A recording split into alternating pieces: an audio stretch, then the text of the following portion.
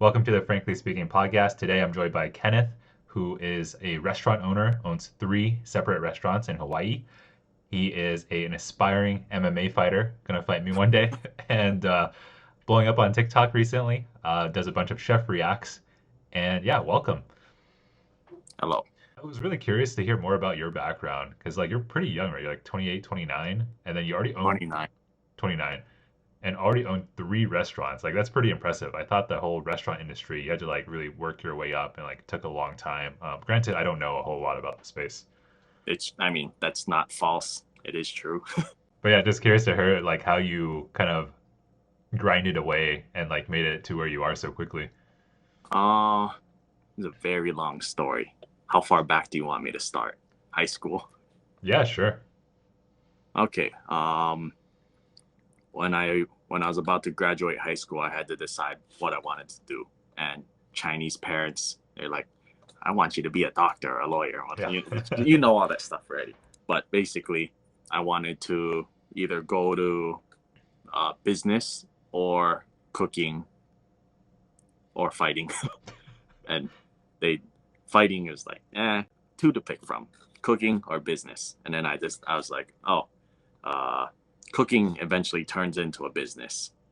And I think if you go straight into business, like if I went into business, I would probably be much richer than I am now. But you'd always feel that void of being one of those people that just uses other people to get things done. And I guess that's fine, but having a specific skill that you can say like, yeah, you can compare me to this other person, like an electrician. You know how to do something. It's not just pushing papers around and that type of stuff. So my first job was at a law office. I was a junior in high school. This was before I was forced to pick and go to college. But yeah, I had to take two buses to get to work, and then I would work for standard 8 hours for like 7.25 an hour. I think as a bottom level person, I'd like water the plants, like I'd make manila folders that with the prong thingies, and you make a whole stack of folders. But one of my jobs too was shredding confidential information, and they had like an infinite amount of it. But everything I did there, I always tried to do it as fast as possible to get it done. But like those big black trash bags, I would fill it with shredded paper, and then I would squish all the air out, and I'd fill it some more. It's squish like compressed. I would fill up a big black trash bag, and then this one specific day, I did like 23 bags. I was so bored that like I wasn't like crying like how you would imagine somebody crying, but I was just so bored that one tear came down the side of my face. I was like, I cannot do non-physical work. I can't Mhm. do paperwork. So I need to. So yeah, that's why I decided to quit. And then the next job I got when I was a senior was my first job was a dishwasher. So it was at a pizza place. I did the dishes. I did salads, and I did the fryer. So I did everything except the actual pizzas. And it was like no experience at all. It's like, what is this thing? It's a sink. To Why is there three compartments? And like, how do you move things from left to right efficiently? And then I went to college, Kapiolani Community College, Culinary Institute of the Pacific. Um, I started doing that, and I started working. And I did both things at the same time. So most people that go to college, they're like richer in a certain way, where they just be like, I'm going to college, I'm gonna finish my college, and then I'm gonna start working. But then time isn't only this way. It's how many hours in your day do you use. Like most people just use 8 hours or 10 hours, but then if if you go to school for 8 hours and then you work the other 8 hours and then you go to sleep, in 2 years you could accomplish twice as much as somebody who just worked one normal full-time job. So I went to school and I worked most of my college career. It's not just doing the work, it's doing the work with intention of trying to get better. Because you can have somebody who is just like a drone and peeling potatoes, Mhm. but then you compare that person to this other person who, like me, It was like, how do I peel potatoes faster? How do I think about what I'm gonna do next to get better at it? Because you hear people say like, oh, 10,000 hours to get good at something. I think like somebody just pulled that number out of their ass. Like, Yeah. like let's say doing a rocher, that's the spoon where you make that smooth quenelle shape, one stroke. If you gave a college student ice cream and you said, give me a rocher, they can stand there for like 5,000 hours and it'll look like crap. I taught myself how to do it in like 10 minutes and it was like 90% proficiency, I would say. Like, it's not perfect, but in 10 minutes, because I knew how to move my hands and how to get certain angles and how things work basically. The longer you do something, you're going to keep getting better, but the margin that you get bigger by keeps getting smaller. So like if you did sushi for 10 years, you might be 90% proficient. You do 10 more years, you go from 90 to like 95. 10 more years, you might go from 95 to like 96. And it keeps getting smaller, but you're never actually going to get to 100 because 100 is infinite. I did the associate's degree in culinary arts, and then I was actually there for 5 years because I spent 2 years competing on the competition team. So I was the team captain for both years that I was in competition. In school, there's this thing called the volunteer log sheet. You volunteer and then you get scholarships for it basically. There's two ways of getting scholarship. You volunteer for these like events and stuff or working for chefs, and then you get scholarship from that. But then the other way is there's this like outside the counselor's office, there's this like that board that you put the pins in. There's just like a whole wall of like papers that each one is a different competition. It's like, this is a healthy cooking competition sponsored by this. This is a this competition, that competition. There's so many competitions, and this was when I was brand new too. But I knew like I wanted to push. I wanted to do everything. Even though I knew I was gonna lose. That's the thing is, it didn't deter me. It was forcing myself to fail and lose so I can learn from it. And every single competition that I could do, I went for it. And it ended up that in my whole 5 years in college, I made more money off of scholarships than my entire tuition cost. And now I'm coming full circle. I'm actually going to be a teacher at that school Oh, since sick. I have whatever free time I want to do. And it's going to pay me crap, but I get to teach people. That's awesome.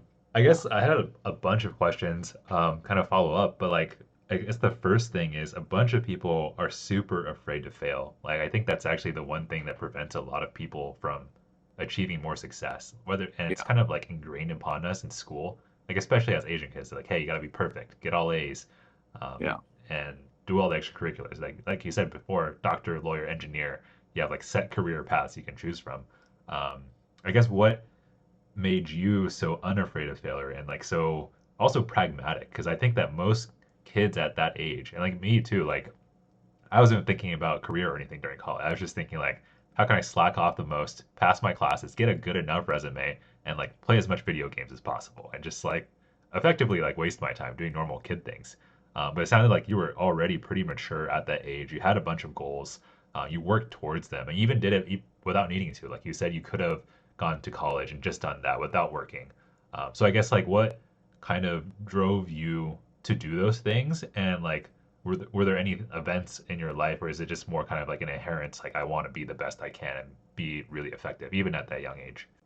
So first off, I was none of that stuff that you just described. Sounds like I was exactly like you. I wanted to play games all day. Uh, yeah, I can tell you my whole game history. Like every MMO I played, I played Maple Story for years. I played Diablo 2, and then that's where like investing. That's how the investing story got started with Diablo 2. But like, I played games a lot, and I I actually think playing games taught me my personality that I have now. I learned min maxing from games. Like if you play 15 hours and that guy plays 10 hours, you got 5 more hours of killing slimes and leveling up faster. I wasn't trying to learn these things. It was because I was playing the game and I wanted to be better than everyone. I think being better than everything everyone else was the core of it. Learning how to be better than everyone by playing the games. It was play more hours, be more efficient, kill in a more efficient way, quest in a more efficient way, make money faster, learn how to control the entire economy through the auction house. Probably one of the first games I played when I was really young was like Neopets and Maple Story. Maple Story is like the prime example I'm going to use because I played that for so long and throughout my entire life. I don't play now, but as I aged, I got better at playing games and all that. And then you got more efficient at leveling and you know like where to put your points and all that stuff. But from that point on, as I got older, I got better at what I was talking about, like making money. So from when I was like, I would say 16, when I was 16 years old and later, almost every single game, there was this certain chronological order on how I would do things. First thing is play the game until I'm max level. And then, you know, when you get to max level, that's when like the real end game happens, when you farm things for hundreds of hours and all that. But a new game would release, I would download it on the first day. If I wasn't in on the first like week, I would feel like, oh, these guys got a 1 week advantage over me. I don't want to play anymore. So I was always first one in, and then I would always play as much as I can, get as far as I can, as fast as I can to gain an advantage. Because first mover advantage, you get exponential, you get free farm on everything. When in 10 days, everyone's gonna be fighting over each spawn of a mob. There's so many games that I just got so rich, I could buy out an entire item section, or I could buy out everything, and then I would just post my one thing at like a increased price. And if somebody posted something under me, I'd just buy it because I knew I had so much money that I could just keep doing. And then I just become too rich and quit. So put it in gaming perspective. You have like index, all that stuff, right? I put all my skill points as a human into one thing. So I was really smart at that stuff, but I had no social skills at all. Like I wasn't well spoken at all. I was super shy. I like most from kindergarten up to high school, I got bullied to some degree. And I always got into fights because of it. And it would be like bigger kids that I have no chance with, or multiple kids, and just like yeah, because even though Hawaii is the most Asian state in the US, the school I went to was not an Asian school because it was one of the like more poor areas of the state. So it was a lot of like Micronesians and like Hawaii and like Filipino people. And yeah, I think in my whole from kindergarten to high school, I was probably one of one of one or one of three, like between that range of Chinese people. And it didn't help that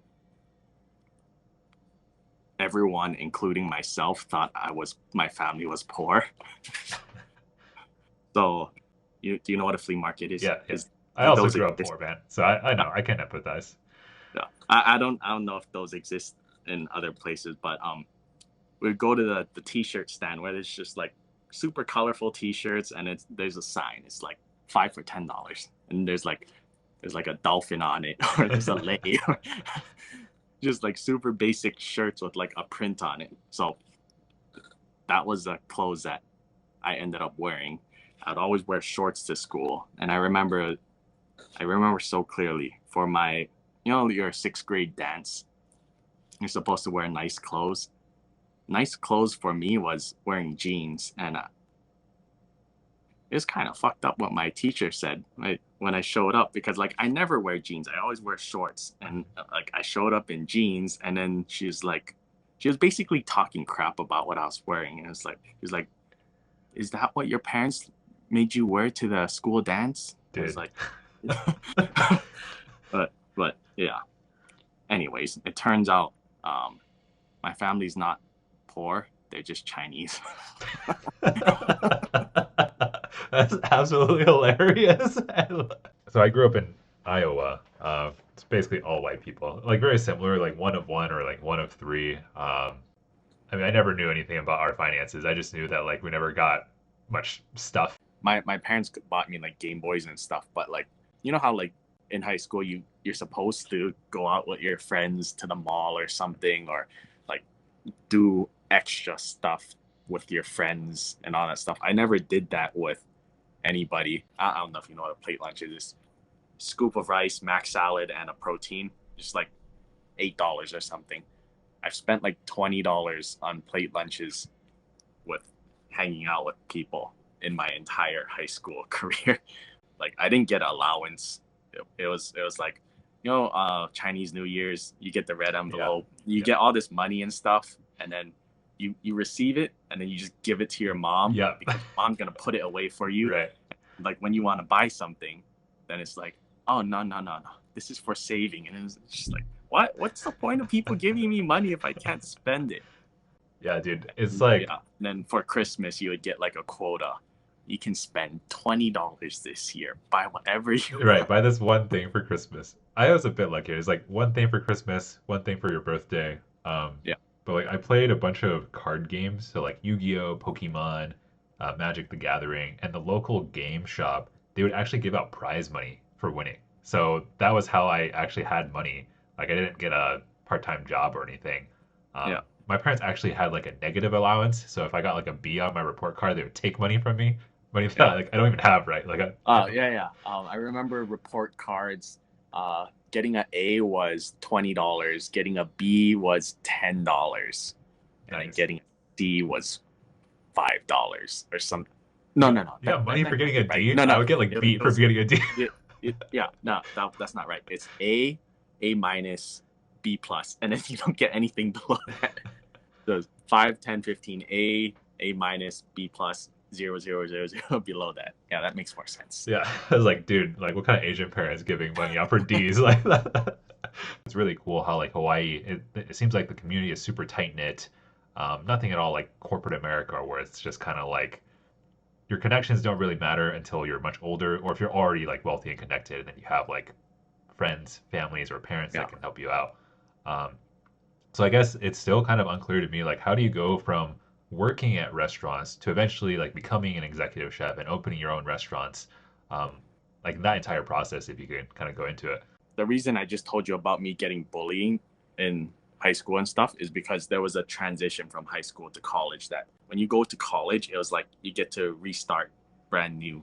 And all of these people that I went to college with are adults, and none of them had a preconceived notion of what my personality was supposed to be. And because I was so awkward when I was young, like I couldn't make eye contact and all that, I could all of a sudden just try to be somebody else, be somebody better. When I was 18, I was making a goal for when I was 24 already. It was like, okay, I need to become this person. I need to be good at talking to people. I need to get in shape. I need to do all this stuff. I need to get good at my career. And yeah, I had a goal that was like a 6-year plan of, okay, by the time I'm 24, I want to be a sous chef. And when I'm 28, 29, I want to be a head chef. When I'm 34, because this is like the normal path. You open your restaurant and then you just run you run your one restaurant until you die. And that's it. That's the normal path. My mom, like from when I was born up until maybe when I finished high school, the only jobs that she's held were like minimum wage jobs, like she would sew clothes at home and then like get paid $1 for each piece that she finished. Or she was a bank teller for like 5+ years, making minimum wage like $10-12 an hour. But then this opportunity came up that in Chinatown she could start a fish market with this business partner. The strongest part of her personality is that she was personable.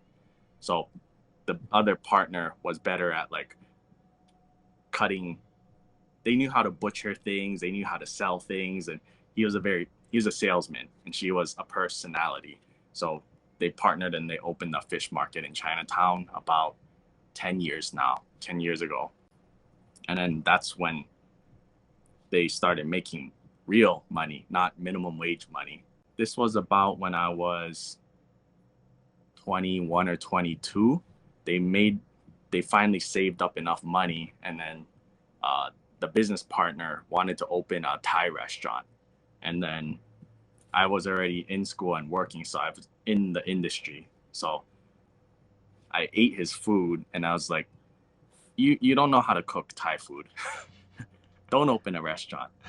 Like, you stick with your fish market. You can do that. It's fine, but don't try to open a real business. Not that the fish market's not a real business, but it's like Chinatown, where, like, a restaurant is like, you need to advertise, you have to make good food, you have to do customer service. There's so many aspects of a restaurant that's more American, where you have to be professional because your customers aren't other Chinese people, they're Yeah. random people. So, but both of them being stubborn, there's like, we can do it. We look how successful our first business is. It's like, okay, fine, go. And then they opened the Thai restaurant. So they would wake up at like 3 or 4 in the morning, do the whole fish market until about 2 or 3 o'clock, and then right after that, go to the restaurant and then run that until 10 p.m. or 11 p.m. So they're working like 18-hour days, and then some days they're just like so tired where, well, the business partner, he never got tired. It was my mom who got tired. She would just say like, I'm too tired, we just close the restaurant. They wouldn't like put up a sign like, we're closed today or anything. It'd just be like, the customers are outside like, why is it dark in there? They're supposed to be open. It's just like, yeah, that's not how you run a restaurant. But they ran that for a year. It's just bleeding money, because all the money they lost from the restaurant was equal to the amount of money they gained from the fish market. So they're breaking even, but they're working 20 hours to break even. So not a good deal at all. But I was basically working at what was considered the best restaurant in Hawaii at that moment. So I told my mom, hey, I'm gonna quit my job. I'm gonna take over the restaurant. I'm gonna sell all of my stocks, and I'm gonna buy the restaurant from you. I'm confident enough that I'm gonna YOLO all of my money that I've saved and invested in the past like 10 plus years. So I started investing when I was like 13 or so. And that's because, like I was saying earlier, you can't touch the money that you have saved unless it's to make more money. So I told my mom, like, hey, I want to invest in Blizzard Activision because I played Diablo 2, and then Diablo 3 was coming out. So I was like, this game is going to be really good. And I didn't know what a PE ratio was, a market cap thing. It was just, this is a good game. Diablo 3, I believe that it will do well. That's my whole investing theory on that. And she was like, okay. And then I put it in. It was less than $10,000, but I bought in at like $13 a share. And then Hearthstone came out, and I didn't even know what Hearthstone was. And this Hearthstone caused the stock price to go from 13 to 26. And then when Diablo 3 came out, it went to like 35 or something. But when I was young, I did all this like, learn, because if you don't know something, you just listen to what people say. So I was like, see what Warren Buffett has to say. I didn't know who he was, but you just like Google like how to invest and stuff like that. And you just learn all of this stuff from all these different people, and then you develop your own investing theory. Like in the beginning, I didn't know anything, so I was like, diversify, because that's, I don't know why, but diversify. And then I put a little bit of money into a bunch of different stocks and stuff, and I only had one stock that I lost money on, and it was Pandora. And then I started thinking like, okay, S&P 500, top 500. Now, what if you could reduce it to S&P 499? Like, you just take out the bottom one that you don't think is good, and you keep doing that until it's like, okay, what's your top 10 picks? And then it distilled it down to, well, what's your top one pick? And then that's when I became like a one stock pony. And then so I don't remember how old I was, but Amazon, like I didn't know anything about the business. It was just like, I can order stuff on a website, and then it shows up at your door. You don't need to go outside. And this stuff just shows up, and there's just massive catalog, and it's cheaper, and like you don't need to walk through a store and all that. So I was like, this is amazing, all in. So I sold everything, and then I went all in on Amazon at $300 a share. And then like I was so like mind blown because like I've never heard of it before, but it's like, huh, I heard of it now. It was like mind blown, all in. And I started telling everyone like Amazon is great and all that stuff. And then even though I was making minimum wage, I could still consistently put money in the market. All this money and scholarships I made from college, I just dump it into investing. And I bought it 300, 500, 600, 800. I kept buying it whenever I had money, just dump, dump, dump. And then my mom was like, no, what are you doing? You're buying it at the all-time high. You're so dumb. And then I was like, I'm always going to buy it at the all-time high because it's going to keep going up. Yeah. 2020, June, that's when I discovered Tesla. And I was like, this makes sense. Forget Amazon, all in on Tesla. So I sold at about 3,000 a share on Amazon, and I just went all in on Tesla at I think it was 300 a share at that time. So this is equivalent of 300 a share went up to 3,000. And yeah, I also discovered options in 2020. I actually bought GameStop at $12 a share. I bought $25 strike call options. Nice. For 1 year out. Wow. When it was at 12. That's insane. Put 5% of my total account in there. I did the math. If I went all in of when I did that 5% and then I sold at the very peak. This video was sponsored by Moomoo. Moomoo provides advanced charting tools, analysis, and smart indicators for you to identify stock price trends easily and faster. With the real-time quotes updated every 0.3 seconds and the free level 2 data with 60 rows of quotes on Moomoo, you can get detailed price action. Plus, the free 24/7 market news from over 200 reliable resources such as Bloomberg and CNBC. You won't miss market catalysts. Get up to 20 free stocks plus a chance to win in their 60,000 Holiday Magic sweepstakes by opening an account and depositing some money. Use my link to sign up today. I did the math. If I went all in of when I did that 5% and then I sold at the very peak, I would be over 100 millionaire right now. Yeah, you can't do the math on these things. It just like it messes with your head. Like never perfectly YOLO. I remember because the stock market opens really early in the morning here. I remember like for 2 weeks straight, every morning I was like, I'm just like yelling at my mom, look. And then, but yeah, it went up and it went all the way down to like $40 a share. I still didn't sell it. I held it from 12. I rode it up to 800. It went all the way back down to 40, and I was still holding it. Well, and then when it went back up to 225, that's when I sold it. That's still really, really good. Yeah. So I turned that 5% of my account into 50% of my account. Yeah, it's like I think a lot of people like the default advice is S&P 500 because like no one knows what they're doing at all. And then when you look into like the investing philosophy of like Charlie Munger and Buffett, it's like they actually go heavily into the stocks that they really believe in. Like they went heavily into Coca-Cola, went heavily into like Amex, and their advice that Warren Buffett made during one of his graduation speeches was like, hey, you guys would all do a lot better if I gave you a punch card. And this punch card is all the trades you can make in your entire life. Like you would think a lot more about what you invest in.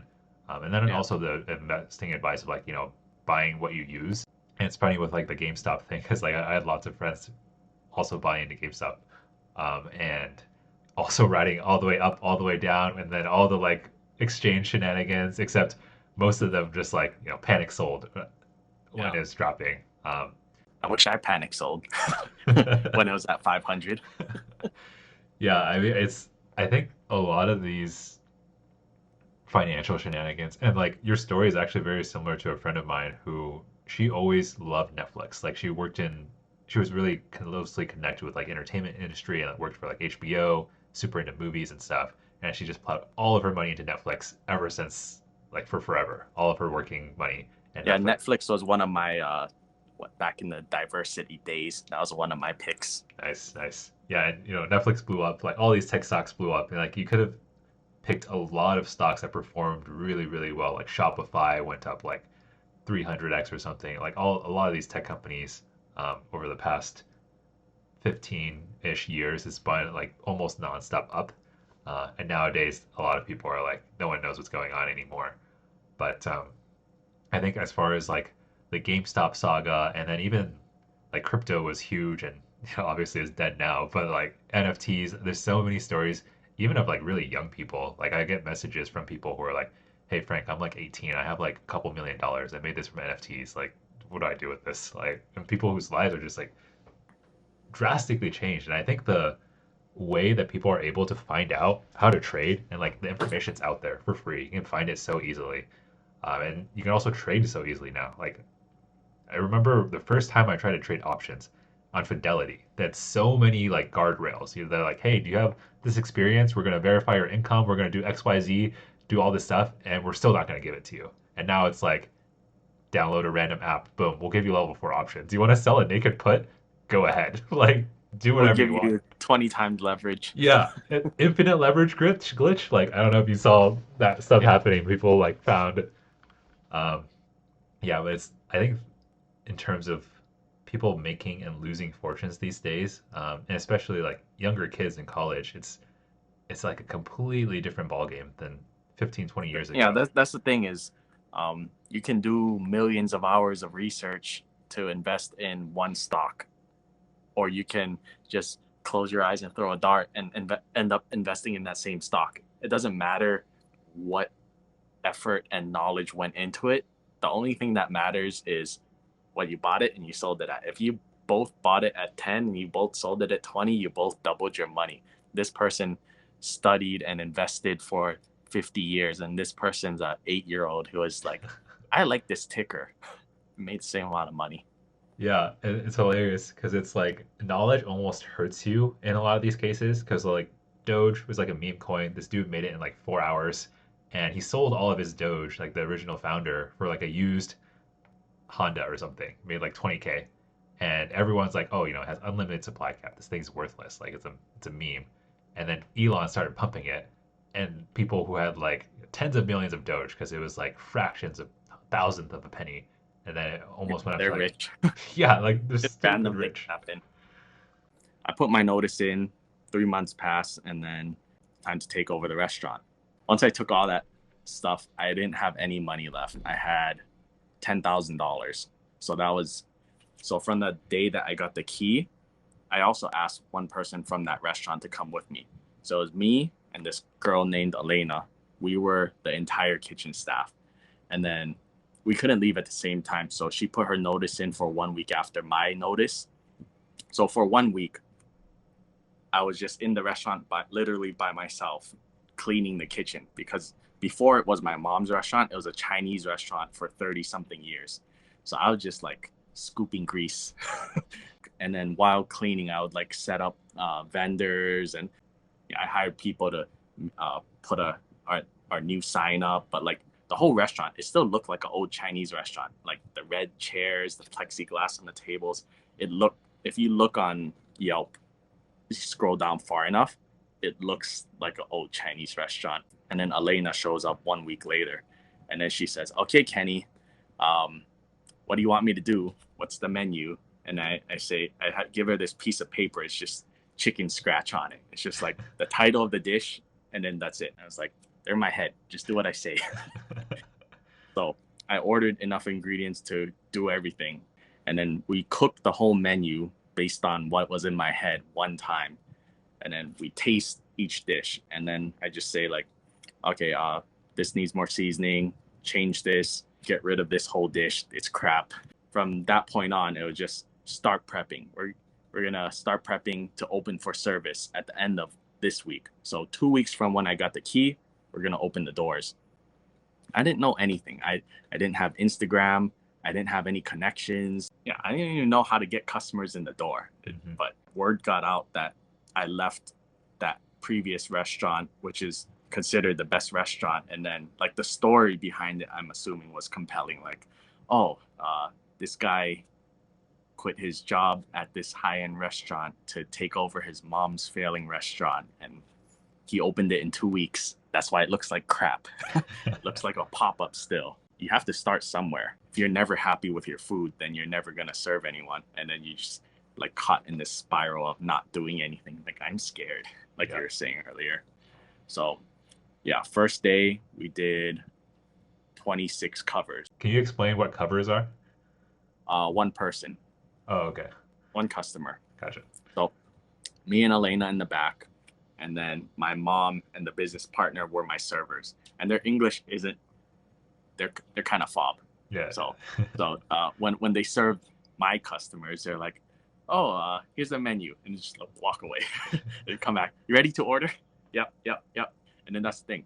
There was no systems. There wasn't like, this is how you write a ticket. This is how you greet the guests. This is how you host. This is how you reserve. There was no reservation system. Every time something happened, I just on the spot had to fix it. Like, okay, this is table 11, 12, 13, 14. And then that one is 21, 22, 23, 24. Or like tickets. Like they would have their own way of writing tickets, and it wouldn't make sense. It's like, why is the entree at the top and why is the appetizer in the bottom? And like, we have to write table numbers on the ticket, or else people don't know where to take the food. And just like every single aspect of a business, a restaurant, I had to basically wing it on the spot. Like there's millions of things that can go wrong. And when they did, it was like, okay, I have to decide in 3 seconds, how do I fix it? How do I prevent it from happening in the future? And how do I make it right for the customer who had to deal with whatever it was? Quite simply, every day we only did one thing: try to make less mistakes than the day before. Don't try to be really good, just try to be less bad. So first day we did 20, 24, 26 covers. Second day we did 50 something. And then third day we did like 70 something. It was crazy. You're doing 70 covers as a brand new restaurant that nobody knows what's going on. Like imagine 70 people coming to eat within a 4-hour time span. And you like, I didn't know you could say no to people. Like, no, we're too busy. Yeah. It was just like, oh, somebody came in, there's an open seat. They're sitting. What? 20 people came in all at one time? Sit them. Give me 10 tickets all at one time. It didn't make any sense. Every 3 months, I would rip out half of the menu, the bad half of the menu, and then I would replace it with new dishes. Over time, it got to a point where there wasn't any weak dishes anymore. It's just like everything's a good dish now. And then that's when we didn't have to rip out half the menu anymore. Like, as you know, over time, restaurants get better or worse. But in our case, since we're so bad to begin with, yeah, when we first opened, we averaged 3.5 stars on Yelp, went to 4, and then we went to 4.5. It was hard because our prices were really low in the beginning. Like per person, like $20 a person to have me, the fancy chef from this high-end restaurant, $20 back then. And today we're sitting at an average of 150 per person, like 20 to 150. Like no restaurant does that. I mean, that's a great story. Like, especially you mentioned even the beginning of it was really strong. Like, strong enough that had you known about social media back then, like you make a TikTok story or like post an IG, like I could see people in the news publications picking that up maybe. And then also like learning trial by fire and you like steadily improving everything. I think a lot of your story really parallels just like not just starting a software business, but any sort of business. It's like people, they don't launch quick enough, they don't iterate fast enough, and then you were like forced to iterate in real time, like having a couple seconds to decide, fixing it, and then Yeah. you saying like how it started off terrible and got better. Like that's pretty much how most businesses go. Vast majority of businesses, everyone's like trying to be a perfectionist, trying to make everything perfect before launch, not realizing that like you need that customer feedback to recognize what's crap and then make it better. Are you a fan of Tesla? Um, it depends on what aspect. So I'm a fan of them revolutionizing the industry, really forcing other providers to get onto the electric game. I think their battery tech is revolutionary. I'm not a fan of their cars personally. How about Elon? I think, again, I want to be a bit more nuanced.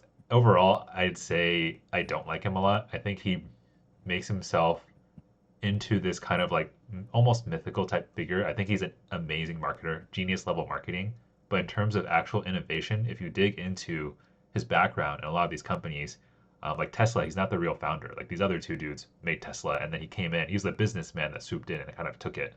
Um, and then like if you look into his own personal background, he himself like he's had memoirs and biographies and stuff written about him. But like his true story is that he grew up extremely wealthy, and he was like an emerald prince effectively, Yeah. and he like he has the whole self-image thing, or he did have it really down. Like everyone loved him before. He was saying like, oh yeah, I work like 20-hour days, which no one does that. Like no one does that. And then he's like, oh yeah, I was super poor. Me and my brother just like sharing this room. We like this whole like really heartwarming stories like, oh, these guys were struggling, they had no money, they made it, they now he's founder Yeah. of Tesla, now he makes SpaceX, all these really great stories. But then eventually, kind of gets exposed. It's like, well, no, he actually had all these connections. He already had all this wealth. Like Yeah. so I think overall, I think he's still been extremely beneficial to humanity, both because like SpaceX, that story is still really good, regardless of like how wealthy he was or how connected he was. I don't think a lot of people would, basically no one would have been able to do what he does or is doing. I think the whole Twitter thing is a whole fiasco, and I'm not sure what the end game there is. It just seems like Yeah. a huge misstep. But then on the flip side of that, it's like he basically destroyed high-speed rail in California, and because everything's online nowadays, all his texts get leaked, all these conversations get leaked, and he effectively destroyed high-speed rails because he didn't want it to compete with his electric cars. He made the Boring Company, which is just an ineffective method of transportation. Again, in an effort to be like, hey, like don't build this high-speed rail. And then like, a lot of his altruism, I think, is kind of masked also by like anti-union and anti just like normal people business practices. So he's like ruthless. It kind of reminds me of like Bill Gates back when he was ruthless Microsoft boss, but now he tried to like reform his image, like, oh, I'm a philanthropist. I want to solve these issues, blah blah blah. But yeah, I used to be a huge fan of Elon. Not so much anymore. I mean, that's I'm a fan of his philosophy hmm, on like how to approach things, his thoughts on first principles of how to do something. I've been doing it, but I didn't know how to label what I was doing, which is because whenever chefs told me like, hey, this is how you do it. In the beginning, I would be like, okay, copy them and do it. And then while I'm doing it, I'm thinking like, why are we doing it this way? How can we make it better and all that? And then like I would ask the chef like, hey, what if we do this? And then obviously chefs, uh, most chefs have big egos and whatever. It's like just fucking do it because why? Because I fucking said so. And then that's how you stop growth and stop improving is when you just if you can't logically justify why you're doing something. In the beginning when I had to make all these decisions, it wasn't always black and white. It was okay, it'll make this thing 60% better, but it'll make this other thing 20% worse. But it's worth it because overall you have a bigger net positive. And then later in the future, then you might fix that 20% negative and get better in that and sacrifice something else. But just overall, it's making things less bad. And it's always 2 steps forward, 1 step back. yeah, and I think a lot of people don't realize it also applies to other industries as well. So like even in software design, there's no perfect solution. There's always trade-offs. Everything's a trade-off, and you have to justify like how it'll affect everything. And even in your daily life, it's like juggling career, family, health. Everything you kind of have to balance. And if you put your time towards something, something else is going to slip a little bit. And it's about like prioritizing these things. Um, but yeah, it's really interesting hearing your restaurant come up story, building the business, making these daily decisions. Because like I think every industry has these parallels. At what point do you decide to like step away and open multiple restaurants? And like, was that really a big jump, or was it just kind of like the next logical step in that progression? So it took me 3 to 4 years to learn how to make one restaurant function. But it's like when you do anything the first time. The first time is the hardest because there's a learning curve. the second time, you just have to replicate what you did the first time and hopefully do it better or faster. The key thing is, if I only have one restaurant and I'm always the chef and there's always a sous chef and there's always all these people,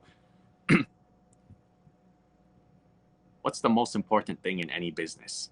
It's talented people. How do you attract talented people? Money, position. That you could boil it down to that. There's like treating people nice and all that stuff, but it's boiled down to those things. Moving up, growth, and well, it's all growth. Growth in wage and growth in position. So if you only have one restaurant and you're the chef and you're gonna be the chef forever, nobody can ever be the chef because you're already in that position. The only way for them to move up is to move out and away from you.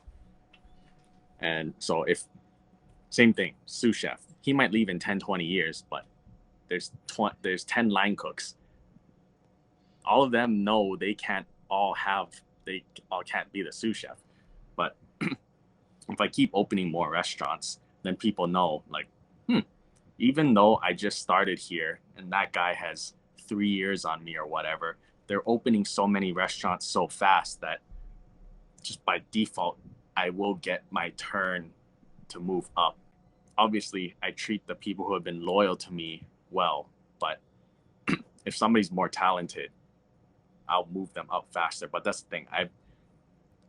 Over half of my staff are sous chefs that I employ as a line cook because I pay so much. That's why I have all these talented people that I don't have to babysit, because normally head chefs have to kind of babysit because all of the dumb line cooks make mistakes and all that. Oh, and one, I guess, quick thing for the audience. Could you quickly go through like the hierarchy and the progression of each of these positions, and also like a brief description of like what the typical responsibilities would be? So dishwasher, wash dishes.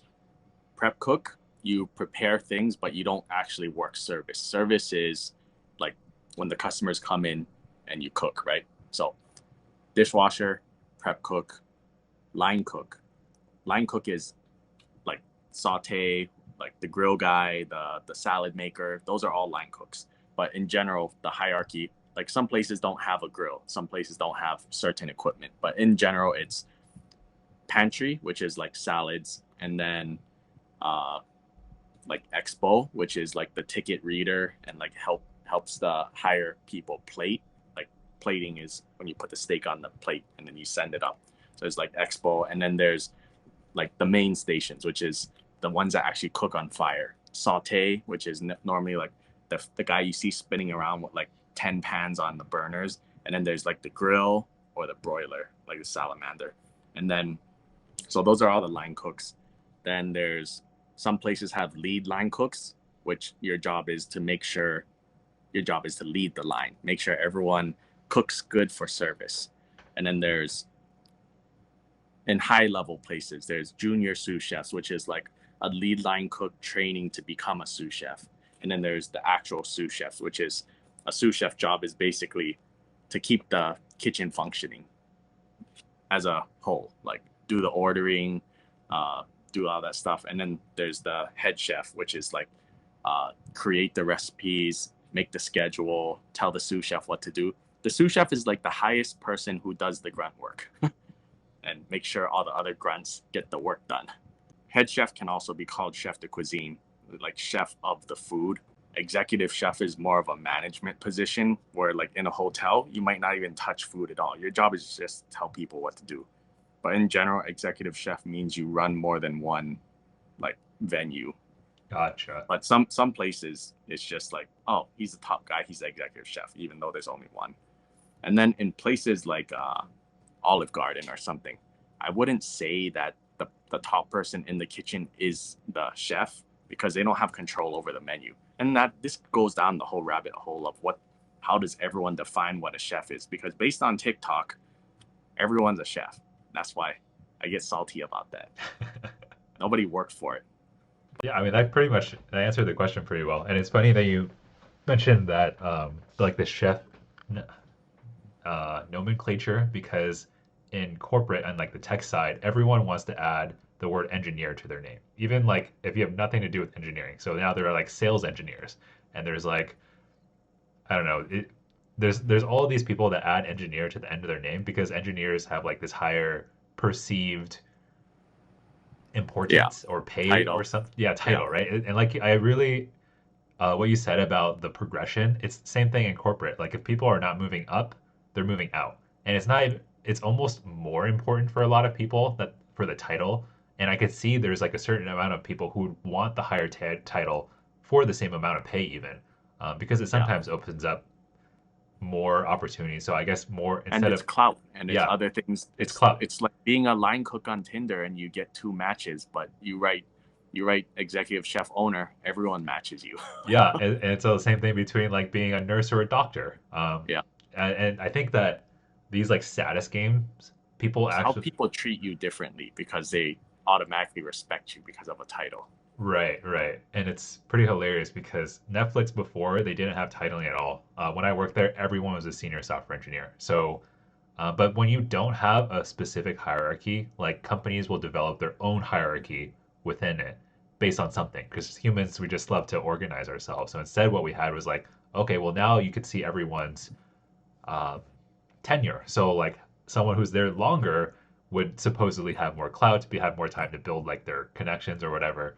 But I think the difference rather in like the tech corporate world is like there was always the option to move out. So turnover was really high. I think Silicon Valley, the average tenure is around 1.5 to 2 years, just because like it's a lot easier to move up than to get an internal promotion. Because like you said, Yeah. it's like a pyramid, right? There's only X number of spots, and there's going to be someone there who's worked there a lot longer than you.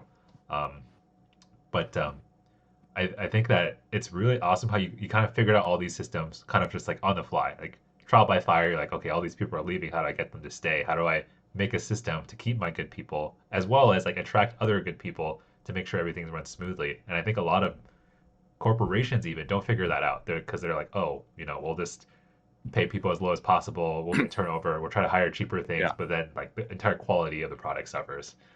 So I want to talk about the one biggest change that I made that I think makes us innovative to like be way better than other restaurants in a certain way. But like, okay, like I said earlier, I pay really high, right? You might think like, where does this money come from? It it doesn't come from the restaurant functioning on its own. Like I thought about this whole like the whole restaurant system and all that stuff. Like I always just sit on my computer chair and just like think about things. I think about like how onion layers are and all that stuff. And one of the things that I kept going over was like, where does the money in a restaurant go? Because like, and then you ask all these other questions like, why do line cooks get paid so little? Why do restaurants have to basically abuse their staff because, oh, work 8 hours, clock out, and finish cleaning your station? Or why does staging exist where you go work and you have to do it for free? And like all these things, it's like, why are all these things happening? And it boils down to restaurants are too cheap. That's why restaurants fail so much because there's always somebody willing to, if your restaurant shuts down, there's somebody waiting in line to take over your restaurant space and so they can run their restaurant. And why is that? There was this teacher in culinary school. He told me, when he told the whole class, he said, why do people keep running restaurants when they have such a high failure rate? Like so few restaurants live past 2 years. One reason, it's sexy to own a restaurant. Like you don't go up to your friends and say like, hey, come do your laundry at my laundromat. You say like, hey, come have a drink at my restaurant, don't worry, I'll hook you up, and like that kind of stuff. So and then like when you become really rich in Silicon Valley or something, you get so much fuck you money that you can just be like, oh yeah, what do I want to do?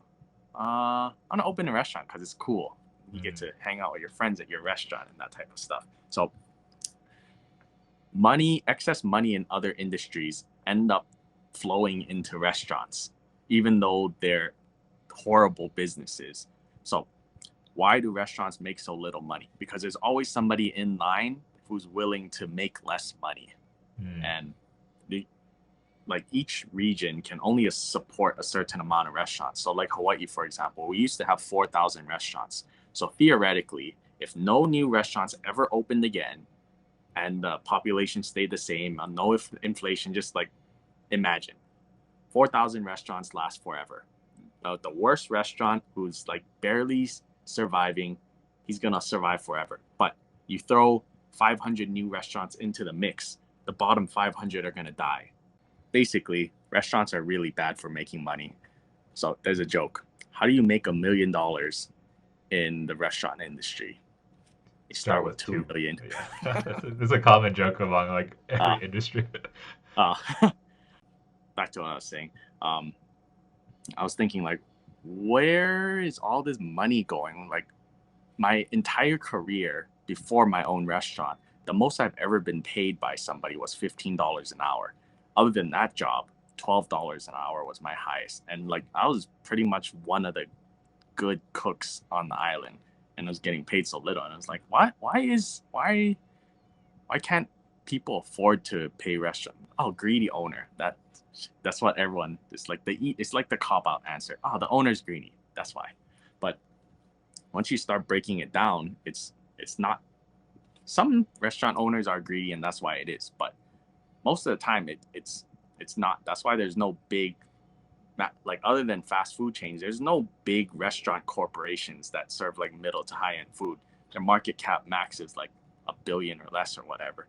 But so restaurants are horrible at making money, and it trickles down to the expense that you can control. So restaurants usually make between 1 and 10% profit margin, right? And that's what I was taking. I was taking these profits. And then I started thinking, why do servers complain so much about getting 20%? Because once I hired new college students as my servers, then my mom and the business partner left. I kept replacing the servers with better servers because whenever the price went up, new servers wanted to work there because the prices mean more tips. And then the very last batch of servers that we had came from the same restaurant that I used to work at, the really nice, the best restaurant. So these are Michelin level servers. They could like open wine and like converse with the guests eloquently and be like, oh, this is a tuile of blah blah blah, and there's a 1984 glass of Chardonnay, and it's beautiful with the tannins. So they could serve at a really high level. And what I realized is these servers, on a slow day, one server would run the whole front by themselves, because normally you have a hostess, a bartender, a busser, and all that stuff. But I just condensed all these into one person. It was just, you're working the front, it's your job to do the whole front. So you sit the customer, you take their order, you drop the ticket off, you make their drinks, you do all that. So there wasn't job titles in the front. It was just, you're in the front, you're a server, you do everything. And then if it gets busier, you get 2 servers and 3 servers. So yeah. Well, when they used to work at the older restaurant, they were making $300 to $500 a day, and they were working 8 hours. And the kitchen people were working 10, 12 hours, and then they were only clocked in for like 8 of them. It's really fucked up. So you always hear servers like complain about, oh, I made so little money today. I only made $200. It's like the cooks just made 100, and they worked 50% longer than you, and they worked harder than you. So the servers at my restaurant, they were making like $200 to $400 a day. And then I started thinking, there's 2 servers working today, which means they're each taking home 10% of the total gross sales. I don't even make 10%. I had to put the money up front. I have to take the burden home with me. They just come in at 4 o'clock. They serve for 6 hours, and they're like, okay, bye. And no risk at all. And they just scoop 10%. And then at any moment they can quit. And like, there's no burden to being a server, and they're taking home 10% of the total gross sales. So I was like, that's where all the money's going. In December of 2019, one of the servers quit, and then the other two servers couldn't take over their shifts, so I had to start serving. Normally, one server at most can handle 25 to 30 covers alone. And then beyond that, if you're doing a 40 cover night up to like 55, 60, that would be a 2 server night. And these are like high level servers and they could handle that many. But when I started serving, because I had the like mindset of a kitchen person, which is like fit things together efficiently and all that stuff, the busiest day that I served by myself was 76 people, one person. That was a really, really rough day. Like, it wasn't good service, but it got done. So that was the day that Taika Waititi, you know who that is? Name sounds familiar. He's director of Thor. Oh, right, right, Thor. right. He's the Marvel director. Yeah. Yeah. So he walked in on that day that I was doing 76 covers or something, like at like 8:30. He came in. I didn't know who he was. He came and was like, "Oh, can I get on the wait list?" And then I was like, I just looked, and the whole room is really full, and like I'm super busy, and I was like, no, we're fully booked for the night.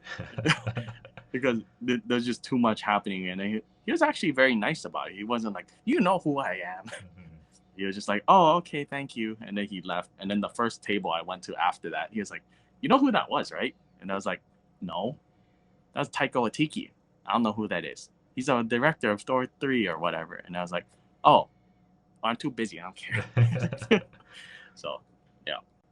I realized that kitchen staff could, because of what we do naturally, we can move faster and more efficiently than the servers. Now, we can't serve as eloquently as them and all that, but we can make up for it in other ways. Because do you want to be served food like, I'm a robot? I pick things up, I put things down, I recite my speech, thank you, have a good meal? Or do you want the chef to come out who like literally cooked the dish and like, hi, we prepared this dish for you, and he looks like a chef and is like, wow, this person cooked this dish and he's willing to serve me and look me in the eye and be like, I'm proud enough to sell you this dish. So when COVID happened, I laid off all of the servers, obviously, because we had to be shut down for like 2 or 3 months, no dining at all. So I laid them off, and when we reopened after the 3 months, I started serving by myself because it was dead anyway. So you're doing like 5 cover days and whatever. So we got more and more busy again. But I never hired servers back because I was like, wow, there's 20% more money in the business. That's crazy. That's really insightful. Like knowing kind of where all the money goes and how you're optimizing every bit of it. Yeah. So it ended up that I trained the kitchen staff how to serve. And that's where we are today. We've never hired a server since then, and we never will. It's always going to be kitchen staff from this point on. If you think about it, what's harder to do? To teach a server how to cook, or to teach a cook how to serve? As long as you're not like sketchy looking and you're clean and you can speak to a certain degree, you can be a server. It's like, yeah, it's not that hard. That's High hilarious. level is hard, but yeah. Yeah, like not impossible. There's a similar saying in software. It's like you can teach a tech person business skills, but it's really hard to teach like a business person the tech side of things, like the hard skills to actually like build an app or something. Yeah. Um, yeah, that's amazing. I figure like a lot of restaurants might start to adopt that strategy, especially like you said, the business economics just make way more sense. You're able to pay the cooks a lot more, and then you Yeah. having your own personal experience and like the empathy with the cooks and also having the oversight of like where does all this money go. Yeah, and there's a lot of infighting too with like the front of the house and the back of the house, because the mm, front would come to the back and be like, "Hey, how much did you make?" Ah, my day sucked today. You know, like the servers whispering in the corner, like, yeah, "How?" And then the cooks just like, "Fuck both of you." yeah. So there's like, no matter what you do, there's always going to be this divide between the front and the back, because they make so much more money than you, they work less than you, and all this other stuff. And they're like, oh, but we have to deal with customers, and why don't you be a server? And you have 10 back, 10 front, you have 20 staff total. What if those 20 staff could work together? You don't need 20, you only need 15, because like if it's really busy in the kitchen, just move more people to the back from the front. If it's more busy in the front, you can, like, if no tickets came in yet, no food has to be cooked, but then this like 5 tables come in at one time, the person in the front could go in the back and be like, hey guys, I need all of you guys to help me. You take that table, you take that table, you take that. And like, it's just more efficient because everyone's more flexible. So it saves money. And then that's how I can pay so much. Average wage of all of my staff make above 50K, which is unheard of for kitchen people. That's normally like a high paid sous chef. Yeah, that's really amazing. I imagine that like a lot more restaurants will start to adopt this strategy because it just, me as an outsider, I don't know anything about cooking really. Yeah. It all makes sense to me. Like, why wouldn't people do it this way? Yeah, but most restaurants are like, this is how it's always been done. I don't like, Yeah. they're just stuck in their old ways. They don't want to change. And it's hard. It is scary. Like, one, does the cook actually want to serve? And then is he like, what if he, like, you got to have nice teeth to serve and you have to be friendly and that type of, like, you're not going to find that in every restaurant. So it's only going to work in specific niches, but mainly like high-end restaurants and all that. Like, you can't go to big city diner or something and be like, oh, that guy who has like he's chewing on like Tobacco. betel nut and he has black teeth. You can't do it. Man, I really like how your front and back of the line analogy because you can find that in pretty much every industry as well. So like in finance, they have like front and back office, and like the front office is making all the money. They have the prestige and everything, but the back office, like they're doing all the behind the scenes work, the infrastructure, and they just kind of get shit on, and like they get paid less. And even for like development, you have like the testers and then developers, and developers they just like throw shit. And like you said, there's lots of infighting. But then the industry kind of moved towards like, okay, well now we're firing all the testers. Every developer has to test their own code now. Like, and that's just kind of where we moved to. And it's like there's specialized positions when you get to bigger companies like front end, back end, infrastructure, blah blah blah. But smaller companies where things are really agile and people are moving quickly, everyone does everything. It's like you wear a bunch of different hats. There's more than enough work to go around. Yeah. But I guess, like you said, for as far as restaurant scaling, the reason you started these more restaurants was to make sure that there was a pipeline for people to progress in growth, be able to retain your talent. Well, that's one of the reason. Like I was saying, it's like it's a whole scope of thinking where everything affects everything. Another reason I want to open more is there's a lot of shitty chefs that like scream and stuff and they like abuse people and all that stuff. Like, my logic is for every one restaurant I open, that's one less restaurant that they could open. It's very hierarchical. Like people screaming at each other is normal, and things are shitty just because that's the way it's always been done. And I think other industries are like whipping your children, and then you being the one parent who doesn't. Yeah, like breaking this cycle. But like finance is the same. I doubt it changes anytime soon. Same thing with even like medicine. Like as a doctor, you eat a ton of shit and you work super long hours, don't get paid much until later on. Um, I know that the entertainment industry is notoriously bad for that. Like it's kind of you get paid nothing for a very, very long time. You got to put in your dues, work your way up. Same everywhere. Like TikTok, nobody gets paid unless you're the top 1%. I would argue that a little bit because like well, it scales, but like the biggest people get the exponential returns. They get the spot. It's okay for anyone listening who wants to make money. Social media is not the way to go. Like even the people at the very tip top. So like I've like you, I've also always been interested in money. Like how do I min max my money? How do I make the most amount of money? What industries to go to, et cetera, et cetera. If you want to do, if you're purely in it for the money, social media is not the way. Like if you look at the very top earners in every category, Twitch, YouTube, TikTok, whatever, it pales, absolutely pales in comparison to other industries. Like if you're a tech founder, you're a freaking billionaire, and you don't even have to be like the top 0.01%, right? Like the top probably 1% of tech founders, like those people, they're all like deca millionaires. Top 1% of Twitch streamers, you're maybe making like 100K, and like the scale. The barrier to entry though is a lot lower. You can just randomly do something, whereas to start a company, you gotta right. Like making your first 100K takes a long time and then making your first million. But then when you have money, it's easier to make money. The only reason I'm on TikTok is because I'm trying to be somewhat famous so I get on a TV show. Yeah, so it's funny because like I would never want to be on a TV show. Like it's I don't even the entire It's very rare for like to feel the to feel pressure to be in competition. That's what I love. And to like when you're in a pool of a million people that trickles down into being like you're the top 15 that actually get to go on the show. It's kind of like there's a lot on the line. So because when I was on the competition team, you can practice doing it's like boxing. Everyone has a plan until they get punched in the face.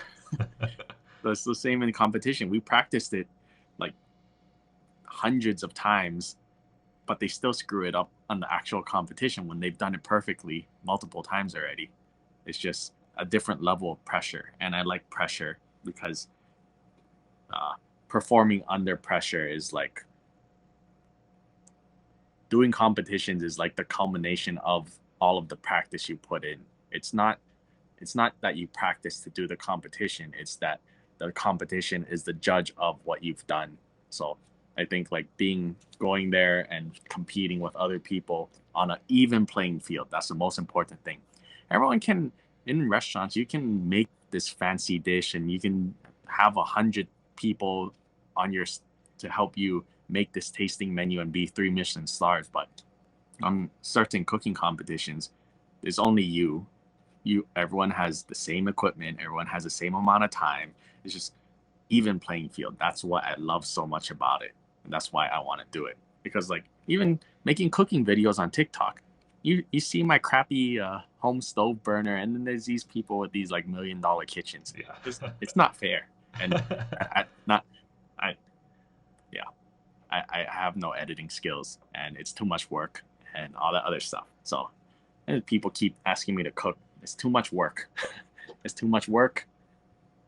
I can just duet people and make like 18 a day. Yeah, I think I like took the exact same approach as you, where it's like, okay, well, how can I make the most amount of videos efficiently as possible? Like if I And only have an sustainably that you right, don't burn yourself out. right. It's like if I have 30 minutes to an hour. So like one day I did try to make like a better video. Like I did more research. I had like a script. I did very minor editing. So it took me like 30 minutes to an hour to make one video. And it's like it performed okay, but it's like in that same span. The return on Right, investment for how exactly. much time Exactly. labor. It's like I Because like if you scroll all the way down, I actually have like steak videos where I'm like ripping mm, steaks and stuff, and that was like experimental. And like I think one of them has like 14.4 million views, and it's just me like taking a raw blue steak and just ripping it. It's like a 10-second video. Like that did well, but like for how like I don't have an infinite amount of steaks that I can rip that people can be like, oh yeah, I want to keep watching this content. Like I've used that idea already. I don't know what other type of content is relatable enough that they want to watch to that degree. so the thing about TikTok, and it pretty much everyone does this, is you can repost your viral content over and over again because like the way the algorithm works, it's like it doesn't really show it to all your followers. It's not like YouTube subscriber, everyone sees your Yeah, thing. It's like if using AI, it tries to target the audience that's correct. And because there's so many users on TikTok and they constantly churn out and they constantly like new people are coming in. Um, I've seen people post the same video like or the same trend hundreds, if not like thousands of times, right? Because they're always hitting a new audience. And then yeah. like some general recommendation, it's like you want to be making content for not just the people who've already seen your stuff. Like in the beginning, I would never try to repeat anything at all because I was thinking like, oh, this is old and people don't want to see the same information. But then you find out that like, People didn't like your video underperform in the past, and then they never actually saw it, but then it right, would be somebody else. Yeah, right, I've thought about like doing that, but like when I made that second account, and my plan was to reduet all of those videos on this account. But when I started doing it, there'll be people that was in the comment section like, "You did this already," and all that stuff. And like, sure, it might gain like, even if I did the ones that did well, I might gain more followers. But then I think I care more about loyal followers rather than more followers. because Yeah, I think the loyal ones who are like hardcore fans will be the ones that'll actually eat at my restaurant if they come to Hawaii and that type of stuff. yeah. I think that like followers on TikTok, they're worth a lot less than other platforms, like YouTube or Instagram, and like advertisers pay less for it just because like it's so easy to follow someone on TikTok and then like basically never see them again. Like a common comment is like, "Oh man, I haven't seen your stuff in months," because like most people are not searching your name, going to your Yeah, profile, looking at your videos, except like you said, the super hardcore fans, they might watch it every day. But for most people, like, they'll watch it if you pop up on the FYP. And there's like so many things that go into the algorithm, like even the time of day that you post, because you're stacked ranked against other videos posted within that hour. And so, like, I was working with a person at TikTok, and then she's like, oh, yeah, like you should really only post one video per day or one video per hour because otherwise you compete with your own videos within that same time period of like stack ranking. And yeah, it goes further than that, where it then stack ranks your video against other videos in a category. And as people are scrolling, they consume the content, it'll show your thing. And then there's also like a time frame, and then they also cycle algorithms, and then there's also like the current news fact. Like there's like all these different things that go into it. But I kind of just ignore all that because I'm like, I'm just gonna make my videos and post in this hour because like it's not that big of a difference in my experience. It's like, sure, you can be super optimal about it. yeah. Um, There's diminishing returns after the the more you post right away, yeah, but in general, if it would perform better anyways, it will perform better. exactly. So like it's a trade-off. Like I post 3 times a day and I do 6 at once. So I do 6 and then 6 and then 6. Like I could spread it out like 1 hour, 1 hour, Yeah, 1 1. But then the amount of like mental labor, like, oh, I gotta set a timer to right. make sure I do it within Not worth it. it's just it's yeah. So it's easier to just blast 6 out at a diminished return 3 times. Yeah, But you're then already rather doing good do it with 3 times. I just do it at 1 time. Like I too lazy to. I like at first I was doing 2 times per day, and then I cut it down to 1 time per day. Um, but I think also what you said earlier rings true. It's like more about how many being. do you post I used to do like 24 a day. I do like 12 in the morning, all at 12. once? Well, 12 in the morning and then 12 at night. And then I started doing only 12 at night. And then I went down to like 7 per night. And then I went down to like at least one video per day. But I'm like, I don't know. Which one had the best performance, not relative to how much work you put in? Like did your 24 videos gain you the most followers and stuff? Yeah, so there was a period of time, I think the first 3 months that I started, I was almost like trending on TikTok. Like people would see my stuff all because I was posting so much too. I was doing like 24 videos a day, and each video would get like 100K views, and everything was just kind of blowing up back then. When did you start? Last December. Ah, But then I think after that initial like wave of virality kind of ended, like everything just kind of started tanking. And then I was also posting a lot less at that point. I was also thinking like, man, because I'm not really doing this as like a job. I mostly just did it for fun. Well, it's to beat my wife because she was like gloating about her 2,000 followers, and then I've continued since then. But it's more of like a hobby rather than like oh, I want to become super famous for any specific goal, which I think actually hurts me because it also makes me like not post super consistently. Like before, people could always expect, okay, Frank's gonna post like 12 videos at night or 2 times a day, and now it's like maybe Frank will post like one video yeah. sometimes. For the most part, I get what I want now, and I've never like I don't feel I don't feel anything anymore, like scared or of like, oh, am I gonna get yelled at or something? Because like I'm the boss now, so I don't need to worry about money. Like I could retire too. I could have retired back then, but like I've never. It's been a very long time since I've wanted something. Like Mm. even when I opened the second restaurant, I didn't feel like I'm scared this is gonna fail or I really want this to happen or something. It's just like, oh well, I know I can do this already. There's no challenge in it, and like if I wanted something else, like I don't know, if I want a car, I can just buy a car. But getting on this TV show having to go through like this whole 6 month casting process and beat out all these other people. It was like, oh, I could actually not make it. I could actually lose, and I can't do anything about it. So, yeah, that's why I wanted to get on the TV show. I always, for since I started cooking, I would always apply to all these TV cooking shows too, like Chopped and Top Chef and all that stuff. Um, I got casted. Well, I got to the interview process of Hell's Kitchen, but it turns out they don't take non-idiots on that show. They want idiots on there, so Yeah. they get yelled at. Because you just have all these Michelin level cooks and chefs and stuff. Gordon Ramsay's gonna be like, I guess I have nothing to yell at. I don't think we're allowed to talk about it, but like we got pretty much to the final stage of like a, I don't know when we're allowed to talk, maybe when the show's out, but like one of the largest reality TV shows, like in the world, and then both kind of decided like, is this worth it? Like, what's the point? Like, we don't need the money.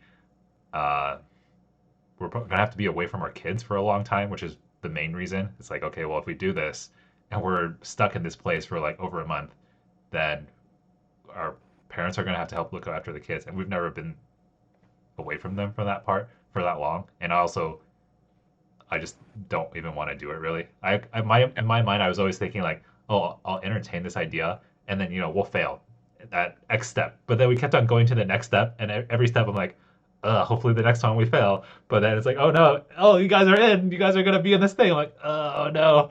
And then have the conversation like, hey, like I don't want to do this. Like this is Yeah. But that's really cool that you're taking on the challenge, and like I think making a goal for yourself is super important because like even though now I don't really have a goal for myself with social media, and then like agents are reaching out and they're like, hey, what do you want to do with this account? What do you want to like grow it? Like what's your plan? And it's like I don't have a good answer for that. It's like, oh, I don't know, just kind of keep going and see where it goes. Maybe this will help if I like decide to make my own tech business later when the kids are in school and have more time or something. So it's pretty cool that you have like a very defined goal. Then you're like, hey, I want to do this, and then Well, I'm kind of like an opportunist. I don't like, I fish for things, but I don't like specifically go for things except for this one thing because I had it in my hands and it was just swooped away. Because they flew me out, and then the day before episode 1 was supposed to start filming, and then I get to meet Gordon Ramsay. Well, that's a hint for what show it is. But the day before, I get a knock on my hotel because we're all in quarantine. Because if you get COVID, you get kicked out, and so you're locked in your room, and like even food, you can't go outside. You have to order through DoorDash, and then they have to hand it off to somebody, and the producers have to hand it off to you.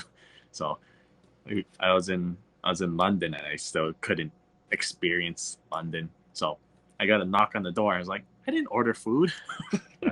I opened the door, and then there's the executive producer, and like, have a seat. And I was like, ooh, oh, this isn't good. You wouldn't tell me to sit down if it wasn't not a bad thing. But yeah, I got kicked off, and I think the reason was because there's a lot of reasons, but I think one of them was that my social media following wasn't big enough. Because with they actually had a lot of social media people like, oh, they have 5 million followers, 3 million on TikTok, and this one has 2 million and all that. So because when the show airs, then they can feed back. It's like a feedback loop right. with the contestants. Like, oh, I'm on the TV show, go watch it. Yeah. And then I'm over here with like no TikTok, and my Instagram is dead. I haven't posted in a month. It has like 9,000 followers because I don't really do it because I don't really do social media. But the day I got back, I was like, screw these people. You want me to be social media famous? I'm gonna do it. We'll see you next year. I think that's the underrated best motivation. It's like proving people wrong, or be like, hey, you don't have XYZ, and you go and get XYZ, and you succeed at whatever the thing is. I think it's really like spite, which is this seen as like this bad word almost, but I feel like spite is a great motivation. Yeah, that's great. Yeah. The social media thing was how we got approached for our reality TV show casting effectively. And it was like multiple arms because I think they're casting, they're like doing it worldwide. And so they have like the Canadian arm, international arm, US arm. And we got contacted by like all three. And it's purely because of like the social media thing. And like you said, it's a very underrated factor for what determines the reality show, along with like you mentioned like the idiot thing. Like they're looking for extreme people. They're looking for people whose personalities mismatch, so it'll be more interesting for the show.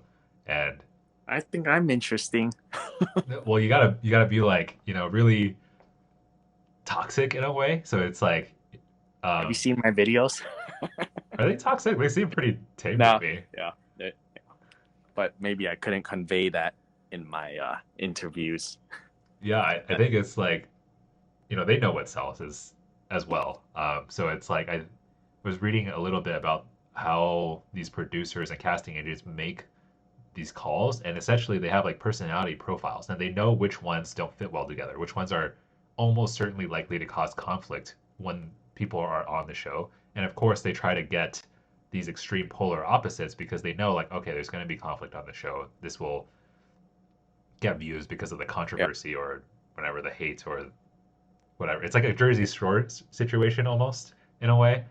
Though again, it probably depends on the reality TV show because like a cooking one, I'm not sure how they would slot that in. They tend to be more positive on this one. So I think that's partially why I didn't fit in well because I didn't fit into that like Happy. support everyone Yeah, and like makes sense. So at the very beginning of this call, when you were saying how like, oh yeah, Hawaii is not on the map, can't get a Michelin star. I'm kind of after talking with you, I'm surprised that you said that because it feels like another one of these things that is like unobtainable in a sense, but that you would almost like want to reach for because it's hard to obtain and because it's like so unlikely. yeah. But that's the thing is what can I physically do if I had there's no metric that I can meet that I can go and make it happen. Like I can't if I had $1 billion, I can't be like, well, I guess I could, but is Michelin publicly traded? I mean, the parent company, the tire company, is publicly traded. Yeah. Oh, okay. Maybe if I get rich enough, I'll buy the company and I'll make them rate Hawaii. Yeah, I But guess. you know, like there's no metric that I can be like, where it's like, if Hawaii does this thing, then we will rate Hawaii. There's no specific thing. It's more of like, it's kind of like it's off of a whim of how it's not off of a whim, but there's no direct like if this then this will happen. That's why it's kind of like I cannot directly achieve it. That's why. So is it like in a sense almost cultural significance? So like really popular tourist destinations, or do like these large cities naturally just have a more robust dining scene? I guess it's Okay, like, so it feeds into itself because it's like my school, KCC. It's the best culinary school in Hawaii. There's all the other culinary schools in the community college, but because ours performs the best, all the funding from scholarships and like grants go to our school because we're the best. yeah, And then because we get the stuff, then it feeds all the money just keeps coming in and everything else deteriorates. So gotcha. it's the same in Michelin cities. Initially, they were a good city before Michelin decided to rate it there. But because they got rated there, all of these people who wanted to open Michelin star restaurants would specifically go to that city to open a restaurant. That's where, because it was big, it grew bigger because people wanted to open a restaurant there Yeah. to get rated. Yeah, that makes sense. I think it's the exact same reason for like finance being in New York, tech being in Silicon Valley. It's like you have the money, you have the talent, and because it's already ahead, more talented people go there, more money goes there, and it feeds in. It's like a self-fulfilling prophecy in a sense. All right, my phone's gonna die soon. Oh, that's perfect Anything else? timing, actually. Thank you, Ken, for joining. I hope everyone enjoyed learning about how chef life works and also the importance of investing and saving money. I think a lot of people spend a lot of money, make a lot of money, spend a lot, but being frugal and investing, and there is a bit of luck, obviously, and taking risk, and a lot about the calculated risk and the odds of something happening. Like those are all really important to consider as well. Ken, did you have any shout outs for the end of the pod? Nope.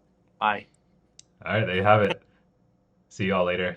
Thanks for listening to another episode of the Frankly Speaking podcast.